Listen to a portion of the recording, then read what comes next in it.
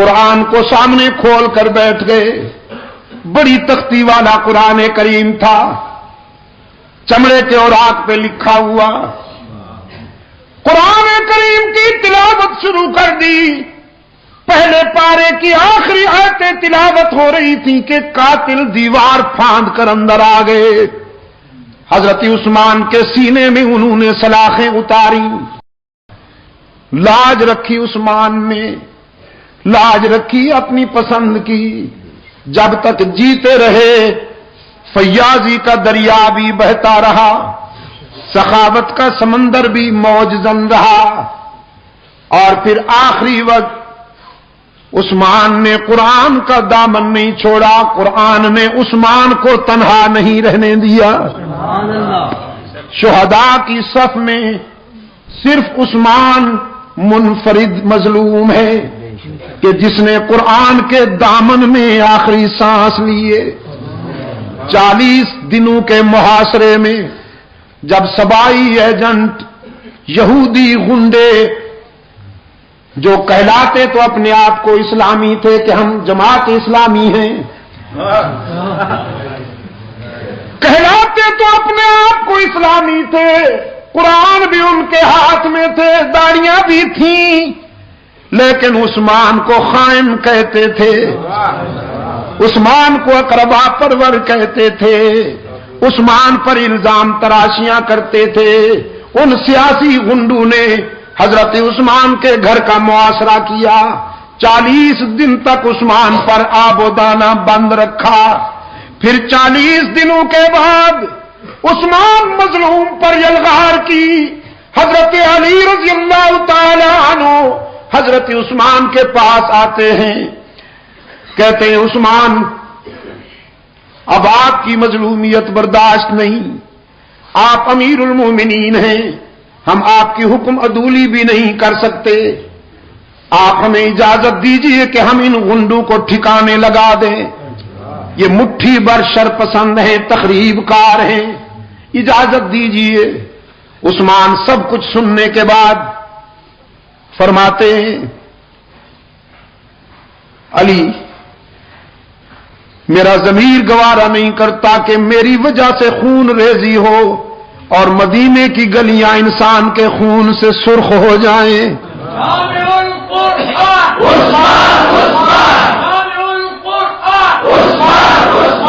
حضرت علی فرماتے ہیں امیر المومنین کتنے دنوں سے آپ کو بھوکا رکھا گیا ہے، پیاسا رکھا گیا ہے. عثمان فرماتے ہیں علی بھائی آج تو پیاسا نہیں ہوں، آج تو سارے دکھ دور ہو گئے. آپ کے آنے سے کچھ دیر پہلے غنودگی کی کیفیت تھی، بے خودی کا عالم تھا. خواب میں رحمت للعالمین مسکراتے ہوئے ملے. رحمت عالم صلی اللہ علیہ وسلم نے فرمایا عثمان 2 راستے ہیں، ان میں سے ایک چن لو. ایک راستہ یہ ہے کہ اپنے دشمنوں کے لیے بد دعا کرو، وہ ہلاک ہو جائیں، زمین پھٹے گی اور غرق ہو جائیں. اور دوسرا راستہ ہے صبر والا، دوسرا راستہ ہے صبر والا. پہلا راستہ ہے جذبات والا اور دوسرا راستہ ہے صبر والا. تو اگر صبر کرو، روزہ رکھا ہوا ہے آپ نے، افطاری ہمارے ہاں عالم برزخ میں آ کے کرنا.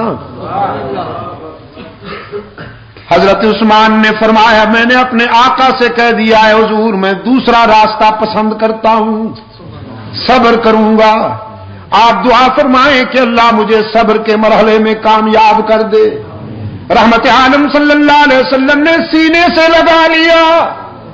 حضرت عثمان فرمانے لگے میرے سینے پر حضور اکرم صلی اللہ علیہ وسلم نے پیار کا ہاتھ رکھا، ساری پیاس دور ہو گئی. میں اب تک دل کی گہرائیوں میں حضور کے ہاتھ کی ٹھنڈک محسوس کر رہا ہوں.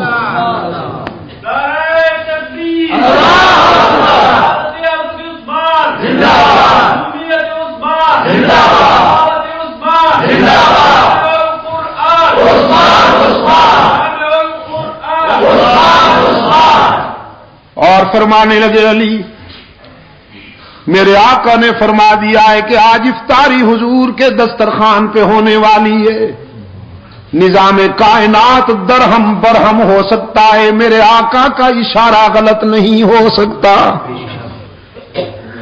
صبر کروں گا، آپ بھی صبر کیجئے۔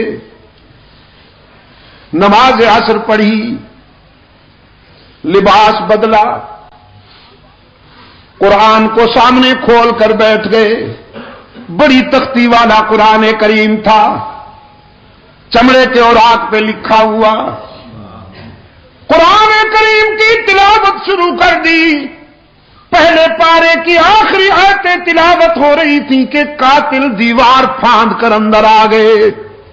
حضرت عثمان کے سینے میں انہوں نے سلاخیں اتاری، داڑھی مبارک کو پکڑ کر نوچا، سینے میں سلاخیں اتاری، گھائل ہو کر حضرت عثمان کے سینے سے خون کا فوارہ نکلا، قرآن نے اپنے ورقوں میں محفوظ کر لیا۔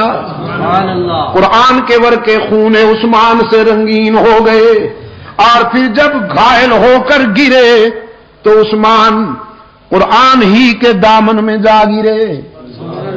عثمان نے قرآن کو اور قرآن نے عثمان کو سینے لگا کر یاری پکی کر لی نا۔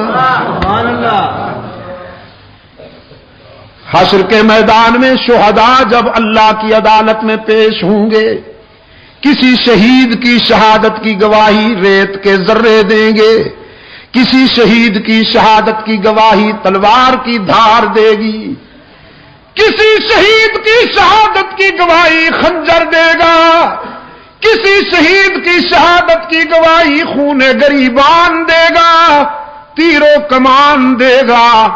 عثمان وہ مظلوم ہے، اس کی شہادت کی گواہی اللہ کا قرآن دے گا۔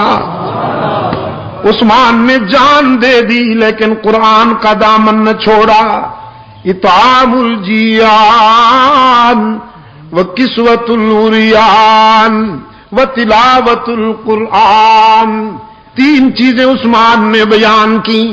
فقام علی بن ابی طالب رضی اللہ تعالی عنہ فقال صدقت یا عثمان، حضرت علی کھڑے ہوئے، فرمایا عثمان آپ نے سچ کہا ہے۔ پھر اپنے قائد کی طرف دیکھتے ہوئے عرض کیا وحبب الی من الدنیا ثلاث، اللہ کے محبوب مجھے بھی تین چیزیں بہت پسند ہیں۔ رحمت عالم صلی اللہ علیہ وسلم نے شفقت کی نگاہوں سے اپنے پیارے علی کو دیکھا، فرمایا علی بیان کرو تمہیں کیا پسند ہے؟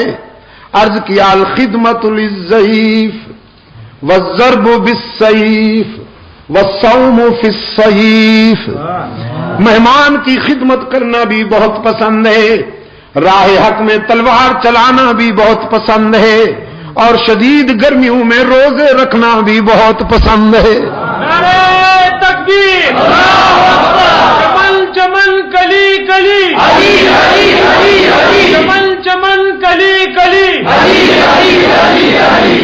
مہمان آ جائے میرے گھر میں تو جی چاہتا ہے جو کچھ گھر میں ہو دسترخوان پہ رکھ دوں، میدان کارزار میں جی چاہتا ہے کہ کفر کی صفیں الٹ کے رکھ دوں، اور شدید گرمی میں اللہ کو راضی کرنے کے لیے روزے رکھ کر اپنے نفس کو مغلوب کرنا بھی میری چوائس ہے اور میرا ذوق ہے۔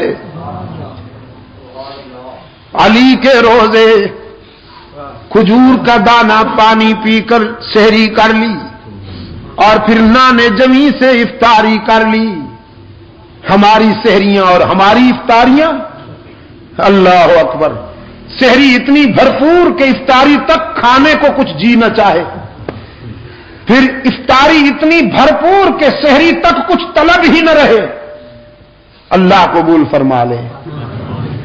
رمضان تو آتا ہے روحانیت کی تعمیر کے لیے کہ ذرا باڈی کلوز ہو جائے، روح میں طاقت آ جائے۔ ہم رمضان میں بھی جسم کو پالتے ہیں، باڈی پلتی ہے ہماری، ورنہ حضرت علی رضی اللہ تعالیٰ عنہ کی افطاری کا